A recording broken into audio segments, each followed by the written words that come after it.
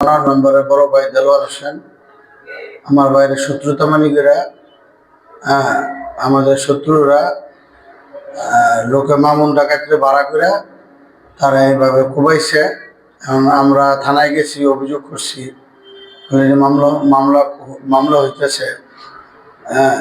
তো আমরা চাই যারা আমার বাইরে কুবাইছে, যারা অপরাধী তাদের সঠিক বিচার হোক।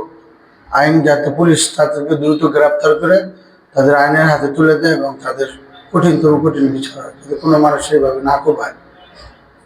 কারণ যে তাওলা এটার সাথে জড়িত, তাওলা দিয়েই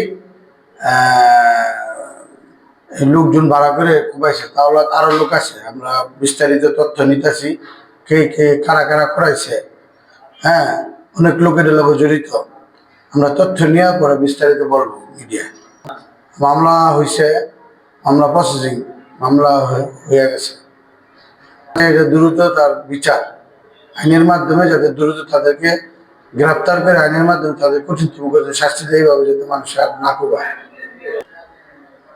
আমার এমপি মহোদয়ের কাছে, পুলিশ সুপারের কাছে এবং বন্দর থানা ওসির কাছে আমার এটার আবেদন, আজকে যদি আমার ভাইটা মারা যেত তো আমরা কি করতাম। যেভাবে তারা কুবাইছে, এখন সে আইসিউর মধ্যে আছে। আজকে 18 তারিখে বিকাল 4:30 কুবাইছে, এখন মধ্যে সে আইসিউর মধ্যে আছে। আল্লাহ পাক যে এখন বাঁচায় রাখছে, আল্লাহর কাছে লাখ লাখ শুকরিয়া। তো এমপি সাহেবের কাছে আমার অনুরোধ, যাতে এই ধরনের টাকার সন্ত্রাস তাদেরকে দ্রুত গ্রেপ্তার করে তাদেরকে আইনের হাতে, যাতে আইনের থেকে কঠিনতম কঠিন বিচার হয়।